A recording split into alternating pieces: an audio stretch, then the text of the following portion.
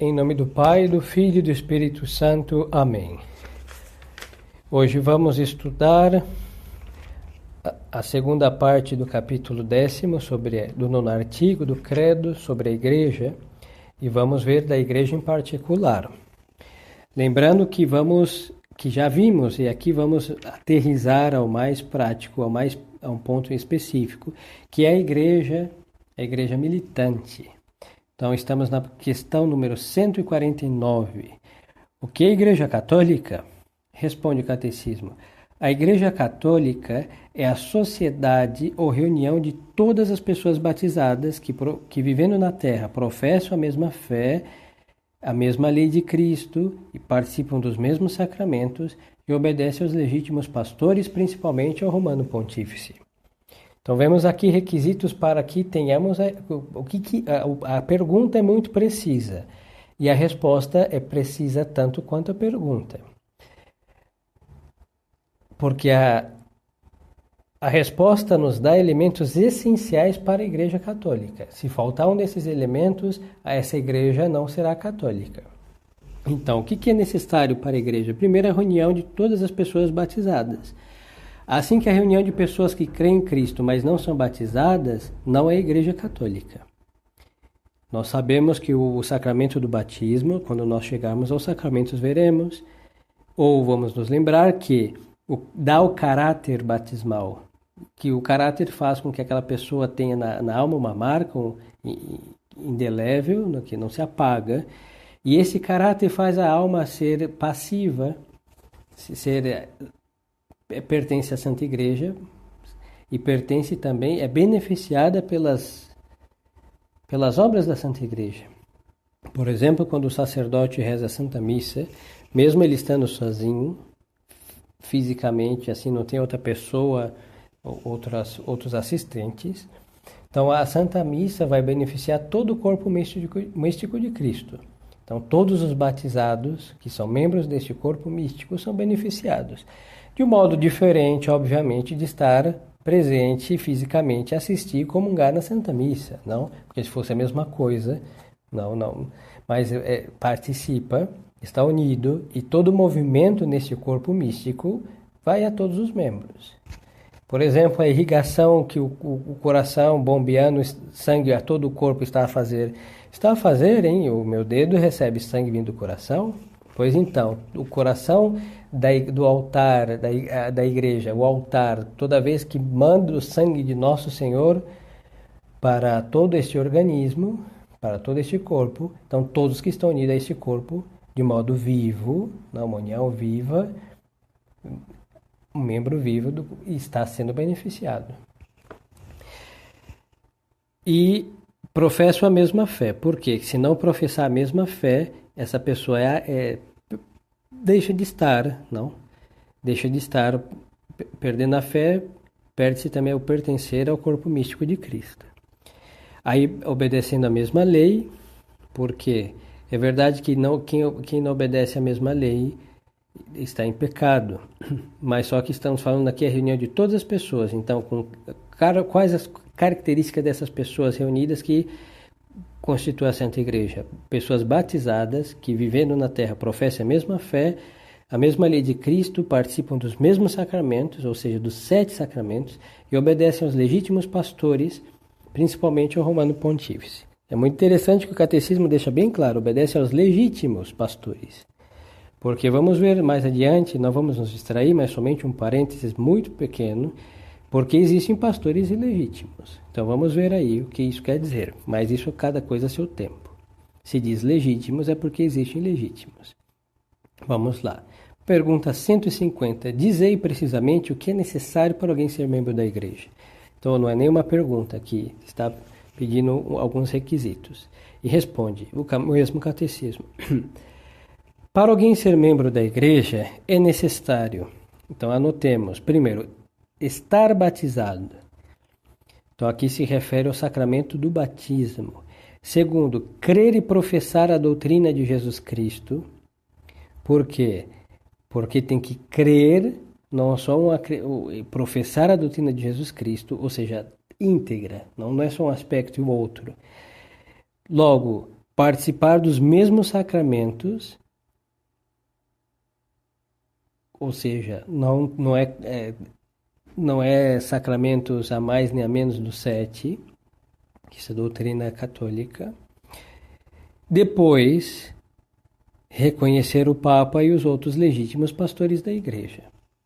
Porque existem agregados de pessoas batizadas que creem e professam a doutrina de Jesus Cristo, que participam dos mesmos sacramentos e não reconhecem o Papa como o supremo pastor da Igreja. Por exemplo, os, entre aspas, ortodoxos, cismáticos orientais. Então, não pode se faltar nenhum desses requisitos. Vamos depois ver sobre os pastores, não vamos nos adiantar, estamos vendo da igreja em particular e depois vamos ver sobre os pastores. Quem são os legítimos pastores da igreja? Não. Agora vamos aterrissar os pastores. Os legítimos pastores da igreja são o Pontífice Romano, isto é, o Papa, que é o pastor universal, ou seja, universal quer dizer de todo o mundo, de todas as almas, de todos os bispos, inclusive. O Papa está acima de todos e abaixo de Deus somente. Ele é o representante de Cristo na terra. E os bispos também são os pastores legítimos. Além disso, sob a dependência dos bispos e do Papa, tem parte no ofício de pastores outros sacerdotes, especialmente os párocos. Então, porque nós estamos diante de uma sociedade, que é a igreja, uma sociedade visível, que tem uma hierarquia. A igreja não é uma sociedade democrática, não, é uma hierarquia, propriamente uma monarquia. O Papa, ele é o imperador. Aí nós temos os bispos que estão submissos, unidos ao Papa, que em união com o Papa governam uma pequena parcela da sociedade eclesiástica, que são as dioceses. Aí nós temos os párocos, que em união com os bispos unidos ao sumo pontífice governam pequenas parcelas da diocese que se chamam paróquias. Nós estamos falando aqui na normalidade eclesiástica. Não é porque não se tem a normalidade que se perde a explicação do que é no normal. Não. Em tempos de guerra que estamos, de muita crise na Santa Igreja, essas coisas não perdem o seu valor, porque esperamos que Deus restabeleça tudo. E quando restabelecer, será como sempre foi. Por que dizeis que o Romano Pontífice é o pastor universal da Igreja? Pergunta 152. Então vamos agora, nós vimos o que é Igreja, agora vamos ver cada um dos elementos, principalmente dos pastores da Igreja, não? Para que não haja confusão. Houvendo haverá confusão, mas bom, vamos seguir o catecismo aqui sem entrar em querelas, disputas. Pergunta 152, por que dizeis que o Romano Pontífice é o pastor da Igreja Universal? Pastor universal da Igreja. Porque Jesus Cristo disse a São Pedro, primeiro Papa, tu és Pedro, e sob esta pedra edificarei a minha Igreja, e dar-te-ei as chaves do reino dos céus. E tudo que ligares na terra será ligado no céu, e tudo que desligares na terra será desligado também no céu. E disse-lhe mais, apacenta os meus cordeiros, apacenta as minhas ovelhas. Então, nós somos católicos, não é nenhuma dificuldade de entender, porque isso é bíblico, é claríssimo, que Nosso Senhor disse isso a São Pedro, e São Pedro foi o primeiro, e as mesmas promessas dadas ao primeiro se perpetuam no tempo pelos legítimos sucessores de São Pedro, que são os papas. Os protestantes não aceitam essa verdade, não é verdade com o problema deles, mas também tem outros, como os ortodoxos, que também são cismáticos e neste ponto são hereges, que não aceitam porque dizem que Pedro é o primeiro entre iguais. Isso é totalmente errado e herético, porque São Pedro não é um primeiro entre iguais e nem entre semelhantes. São Pedro é o único chefe do colégio apostólico. Ou seja, nós vemos aí, isso é muito bíblico, São Paulo, quando cai do cavalo, se converte, Ananias lá o recebe, ele é batizado, depois ele faz um retiro no deserto, depois onde Nosso Senhor ele aparece, e depois ele vai se apresentar a quem? A São Pedro. Isso está bem claro nos Atos Apóstolos. Por que a São Pedro? Porque São Pedro é o representante de Cristo na Terra, para ser ingressado não só de modo como Nosso Senhor veio e escolheu São Paulo, para ser aí o apóstolo dos gentios, mas ele tem que se apresentar a São Pedro, porque São Pedro ele está governando a igreja como supremo pastor e o recebe como apóstolo, hein? Não bastou a visão somente, ele teve uma recepção dentro do governo da igreja militante, que foi aceitá-lo, entendeu? Então vemos já que é bíblico, São Paulo podia ter ido a São Judas Tadeu, nenhum problema, também eram apóstolos. Mas, para semelhante ingresso, necessitava, de modo sem o qual não poderia ingressar, de São Pedro. No Concílio de Jerusalém, vemos aí São Pedro determinar as coisas. Depois Nosso Senhor aparece, não sempre a Simão Pedro, onde é ressuscitado, há sempre um destaque a São Pedro. E não é por singularidade, hein? O acaso, é por providência divina, realçando a importância desse apóstolo e dos seus sucessores. Os bispos são sucessores dos apóstolos e o Papa é o sucessor de São Pedro. E sempre, desde o princípio, São Pedro teve esta primazia e toda esta diferença, posta já por Nosso Senhor Jesus Cristo, e em apóstolos, e transmitida de modo perfeitíssimo pela tradição católica. Depois tem outros que acham que isso é por causa da crise da igreja. Na crise da igreja, hoje, que todo mundo julga todo mundo e cada um faz o que bem entende, cada um é do seu modo católico, supostamente. Nós temos um problema grave, porque o Papa não é um adorno na vida católica. Não é como você ter uma devoção sei lá, Santa...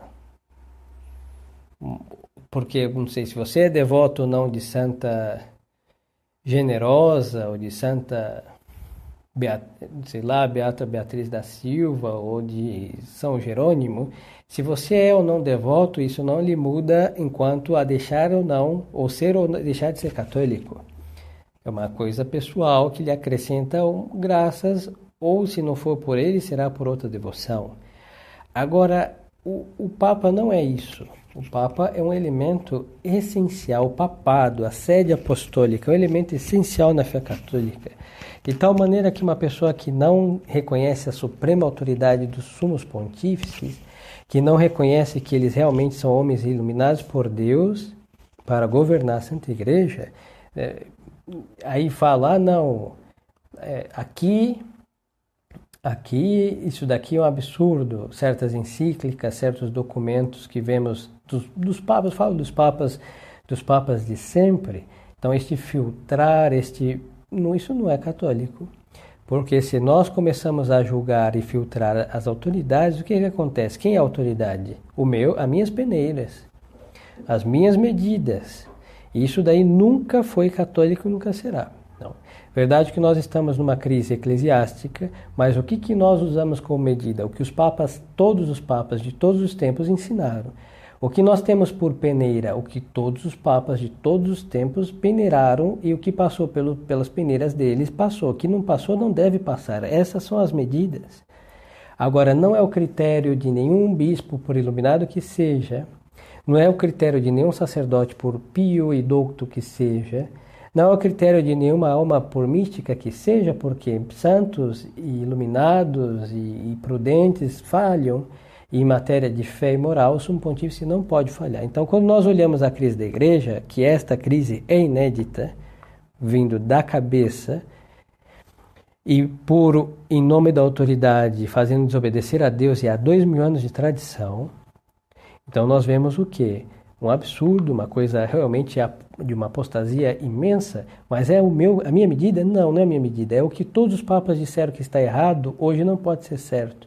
O que um concílio de Trento condenou como maligno, como anátema, não pode ser hoje tido por uma bem-aventurança. E é o que vemos no Vaticano II em comparação com outros concílios. Mas não é o critério pessoal. Por acertado que seja o critério pessoal, e quem teve esse acerto, parabéns, mas não pode ser por seu acerto, tem que ser por algo que realmente é sólido e que realmente é indefectível, que de modo que goza de infalibilidade. E esse é o quê? É o ensinamento papal de todos os tempos. É o magistério da igreja ordinário e extraordinário em todos os tempos. E o obrar eclesiástico de todos os tempos.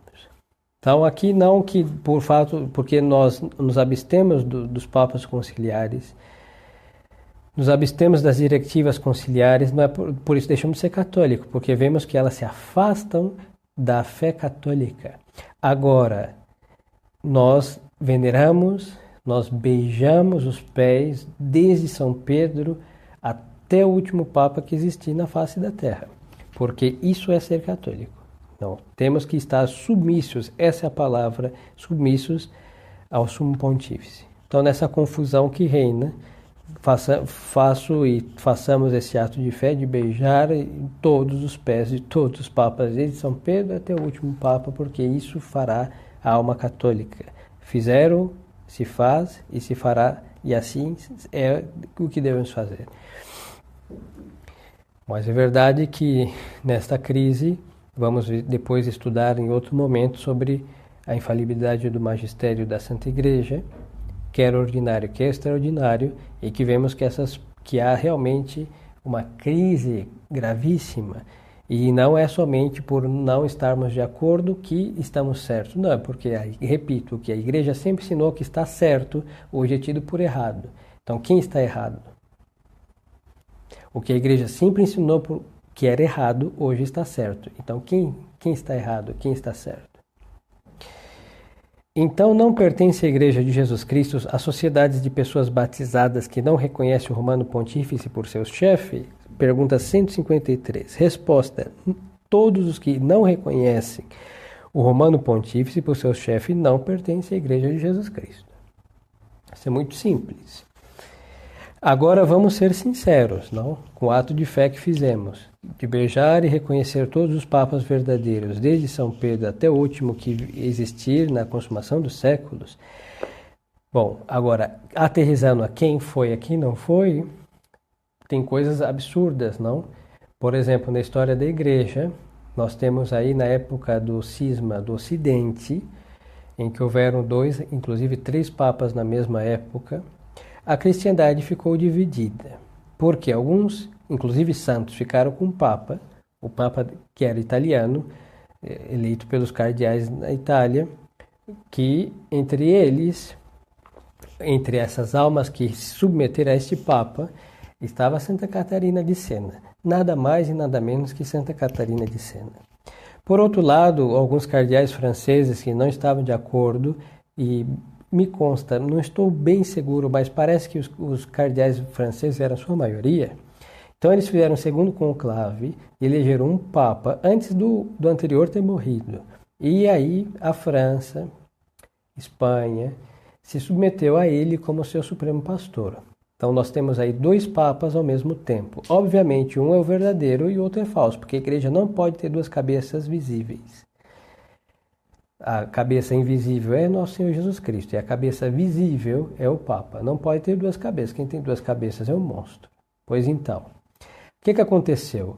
Nada mais e nada menos que São Vicente Ferrer está do lado deste Papa eleito no segundo conclave. Olha só, santos dos 2 lados. Santa Catarina, grande mística. O mesmo Nosso Senhor Jesus Cristo descia do céu para ensinar catecismo. Para ensinar latim para ela, sim. Ela não sabia ler, Nosso Senhor ensinou com aulas, que magnífico, não? Podia ter dado ciência infusa, mas Nosso Senhor deu aulas para ela, ensinou aí a gramática, declinações, direitinho. Melhor impossível. Pois então, ela acertou. Estava com o Papa de verdade. E nós temos São Vicente Ferrer, taumaturgo, ressuscitou mortos, profetizou o fim dos tempos, fez milagres incríveis. Ele falava falando aqui, daria para ouvir a 2, 3 quilômetros de distância. Inclusive as pessoas que queriam ir às suas aulas, seus sermões, às suas missas e não podiam, o ouviam de casa. Era um milagre atrás do outro. Mas ele estava com o papo errado. Agora, eu vou lhe dizer que ele não era católico, que ele não era católico por estar submisso a um falso papa. Hoje é São Vicente Ferreira. E a outra que acertou em cheio, Santa Catarina de Sena. Então, há uma crise na igreja, gera confusão. E o que nos mantém católicos? A reta intenção. Mas é verdade que ao perceber o erro, nós temos que ir junto com a reta intenção. Quando a intenção realmente é reta, ao perceber o erro, se corrige. E é o que nós vemos hoje na minha igreja. Tem pessoas dos dois lados, umas retas e outras tortas de intenção, que Deus julgue e sentencie a respeito. Mas ao ter reta intenção, nessa confusão, que isso é uma confusão, são trevas densas, bom, tendo o santo desejo de ser católico, estará. Uns estarão certos e outros estarão errados neste ponto. Submetendo a um falso papa, como São Vicente Ferreira, mas, bom, São Vicente Ferreira continua sendo católico. Ele não adulterou seu catecismo, ele não mudou sua doutrina católica, depois percebeu que estava errado e tudo se conserta. Mas aqueles que não reconhecem o papado, o sumo pontífice, o magistério dos sumos pontífices, não é católico. Por isso eles diziam, o Papa não é um adereço à fé católica, não é um enfeite, não é um adorno, é um elemento essencial para ser católico.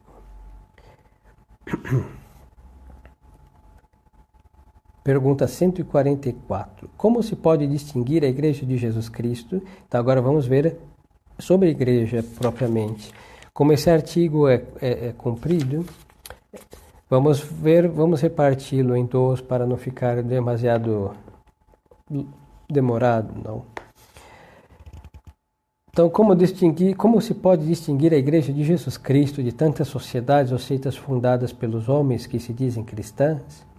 Pode-se distinguir a verdadeira Igreja de Jesus Cristo de tantas sociedades ou seitas fundadas por homens e que se dizem cristãs por 4 notas características. Ela é una, santa, católica, apostólica. É assim.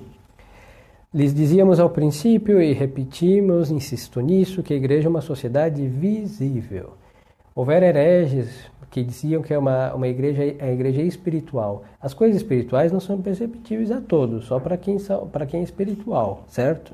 Então a igreja é uma sociedade visível. Ao ser visível, a igreja é perceptível a todos os olhos, a todas as pessoas. Vão enxergá-la, aderir a ela ou não, isso é outra história. Mas vão enxergar. Então, para a visibilidade da igreja, nós temos aqui 4 notas, que se chamam notas, que faltando uma delas, essa igreja não é a verdadeira. Então, quais são? Estas aqui, una, santa, católica e apostólica. Se esta igreja não for una, não é católica. Se não for santa, não é católica. Se não é católica, é acatólica. E se não for apostólica, não é católica. Ou seja, não serve para a nossa salvação. Serve para a nossa condenação. Agora, a única igreja, porque é única, é una, santa, católica, apostólica, é a igreja de Jesus Cristo. Verdadeira igreja de Jesus Cristo, única igreja de Jesus Cristo. Então vamos ensinar hoje sobre as notas e depois vamos parar e em outra ocasião nós seguimos sobre os outros artigos. Porque dizeis que a igreja é una, digo que a verdadeira igreja é una porque os seus filhos de qualquer tempo ou lugar estão unidos entre si, na mesma fé, no mesmo culto, na mesma lei, na participação dos mesmos sacramentos, sob o mesmo chefe, visível romano pontífice. Então nós vemos aqui, é una, no tempo e no espaço, porque os fiéis de qualquer tempo ou lugar, ou seja, épocas passadas, presentes e as futuras, e de lugar de norte a sul, oeste e leste, dos 4 cantos desta terra, não? Estão unidos entre si na mesma fé, repito, mesma fé. Por isso aqui a nossa abstenção do modernismo. O modernismo não tem a mesma fé que se teve há 2000 anos atrás. Depois, no mesmo culto, a missa nova não é a mesma missa de 2000 anos atrás. Muitos vão dizer, mas foi só, sabemos que ela não é a mesma. Isso daí não custa nada ver a diferença abismal. Não é distinta, é contrária. Não. Depois, na mesma lei, as mesmas leis, hoje as leis de Cristo não são ensinadas como sempre foi ensinado. Não. E na participação dos mesmos sacramentos. Nós sabemos que os sacramentos hoje, mesmo tendo mesmos nomes, mudaram a finalidade deles. O que era para fazer filho de Deus e filho da Santa Igreja, hoje os sacramentos chamados de iniciação cristã. E o matrimônio, não estou dizendo que é válido ou inválido, isso daí não é o caso, mas estou dizendo que mudaram a finalidade dos sacramentos.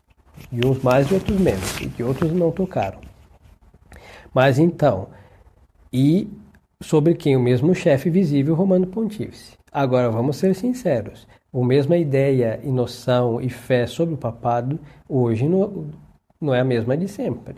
Então, nós vemos uma ruptura com isso, mas existe uma perenidade, porque sendo a igreja, a sociedade ou reunião de todas as pessoas batizadas, que vivendo na terra professam a mesma fé, a mesma lei de Cristo, participam dos mesmos sacramentos, obedecem aos legítimos pastores e ao Romano Pontífice de modo especial, mas sempre se repete a mesma fé, os mesmos sacramentos.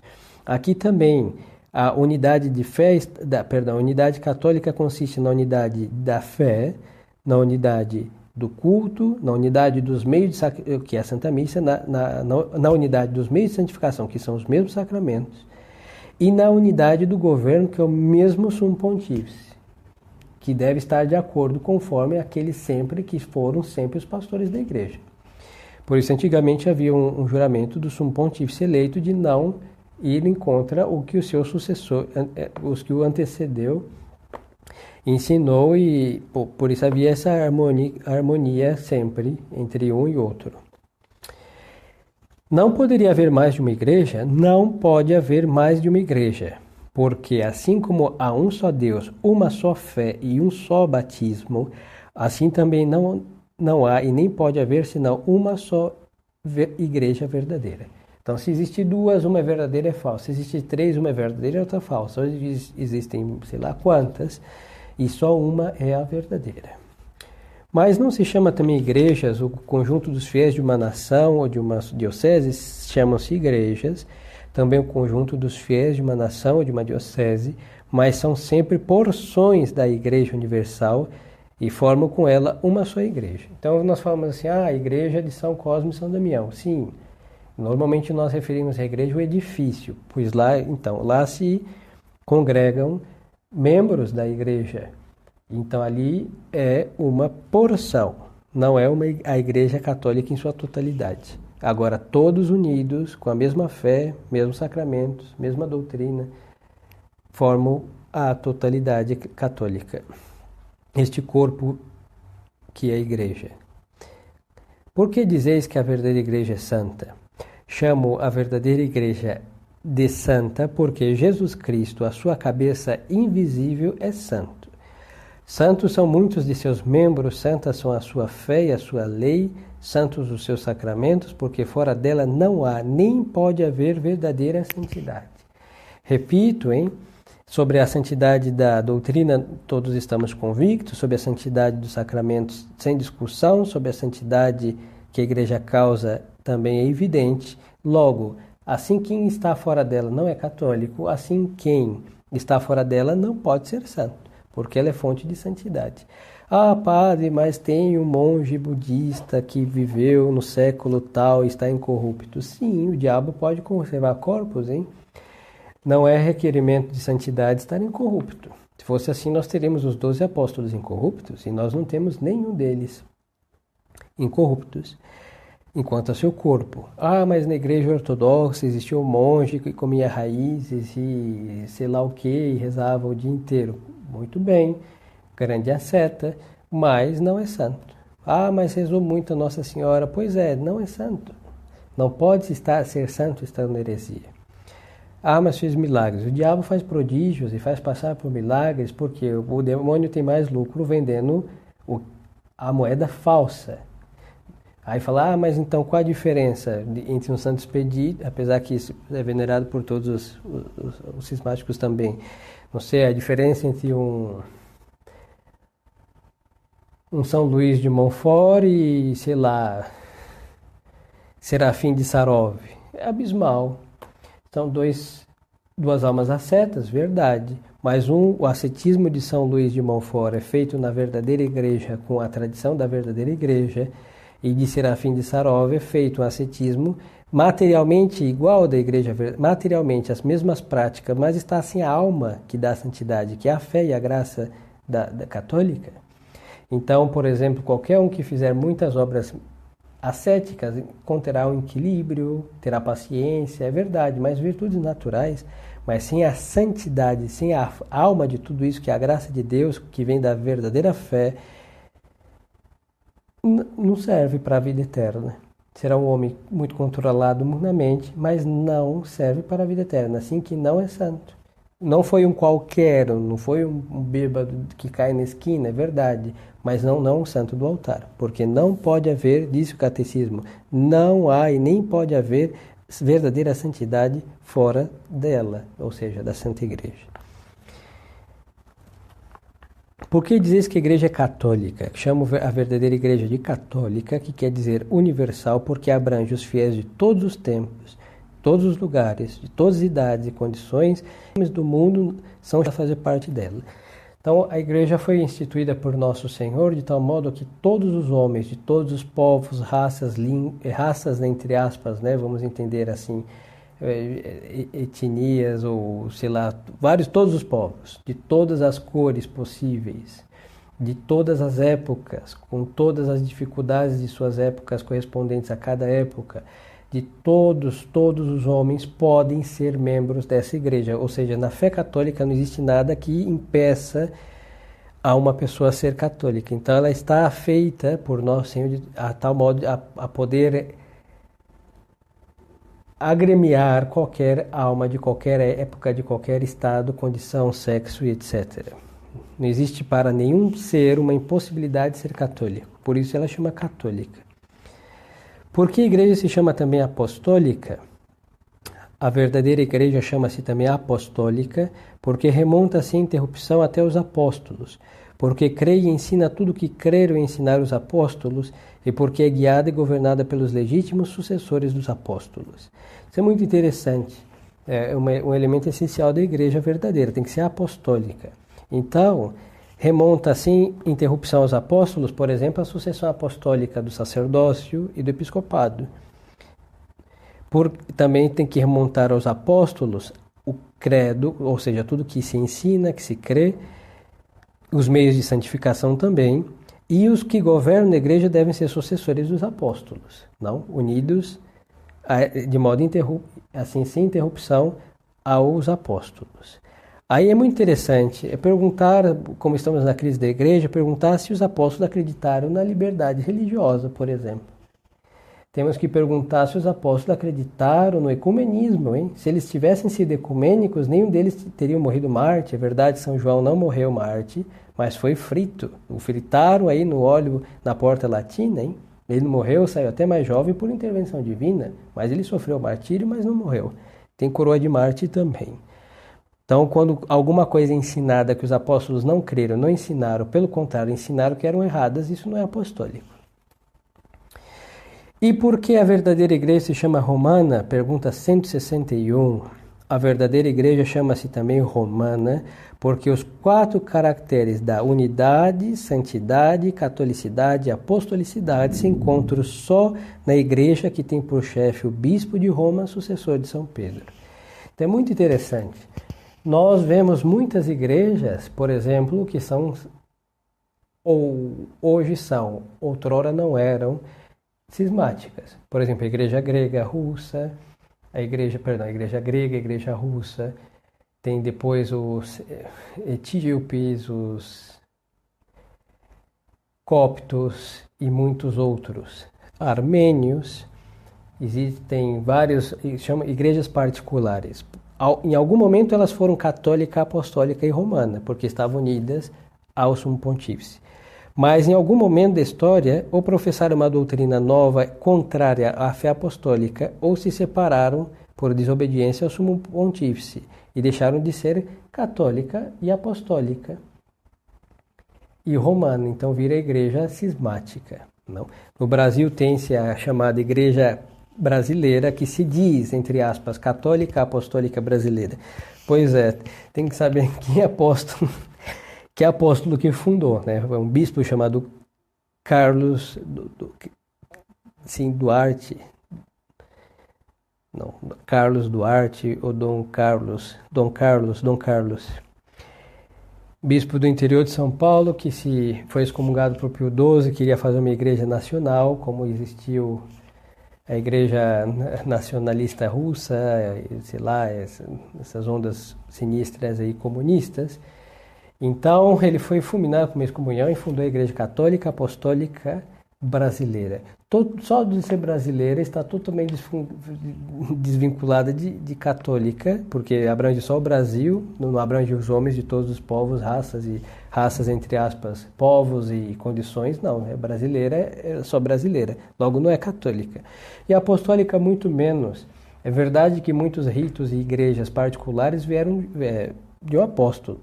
Por exemplo, um evangelista, a igreja copta foi fundada, ou seja, aquela parcela que um dia foi católica foi quem instaurou ali a fé, São Marcos, o evangelista. Então procede dos apóstolos, mas ela foi cortada, ou ela se cortou da União Católica. Quando voltar, a apostolicidade vai reviver, não? Vai ressuscitar a apostolidade, agora está cortada. Então temos que ter cuidado. Tem igreja carismática, católica, apostólica, não eu digo nem os carismáticos de grupo de oração, fundaram uma igreja carismática, não sei do que, dos falsos padres por aí. Não é católica, não é católica. Existe muitas, com o nome de católico existe muita coisa que não é católica. Por quê? Não está em conformidade com o magistério de sempre, é a mesma fé da igreja dos apóstolos, não são os mesmos sacramentos e não estão e nem quer estar abaixo o mesmo governo do sucessor dos apóstolos. Então a novidade de doutrina aqui é um elemento que nos faz duvidar se ou nos faz ter a certeza, porque se são coisas que os apóstolos não ensinaram e se opõem ao ensinamento apostólico, estas são coisas que não são católicas. Então, o nome romano não é uma nota da igreja, mas é na igreja de Roma que as 4 notas de una, santa, católica, apostólica reluzem com todo o seu esplendor, e nas outras que não são romanas, essas notas não se dão. De modo que só é a igreja católica, a igreja católica, a igreja de Roma, São Pedro. E São Pio X dizia, não só de bom humor, mas com toda seriedade, que a igreja tinha uma 5ª nota, que é de ser perseguida. E isso nós vemos desde o seu autor, que morre crucificado, seus apóstolos todos sofreram martírio, só sofreram, não morreu martírio. Nós vemos todos os tempos, mesmo a igreja estando no auge da sua glória, perseguições por via de reis, depois por vias de desacreditar a autoridade sumo pontífice, quer em autoridade no que como senhor das almas, como também como senhor temporal. Depois vemos perseguições terríveis, não de membros da igreja que se levantam para revolucionar tudo. Então vemos assim que a perseguição acompanha a igreja desde o princípio até o presente. Não a perseguição dos bárbaros, perseguição dos hereges, perseguição por todos os lados. Só que às vezes está muito intensa, às vezes está com intensidade menor. Mas sempre a igreja perseguida, porque é militante, é bélica e faz parte porque a glória e a paz será na igreja triunfante. Então aqui temos alguns elementos. Na próxima aula vamos continuar a pergunta 162 e terminar, se Deus quiser, esta segunda parte do 10º capítulo sobre a igreja em particular.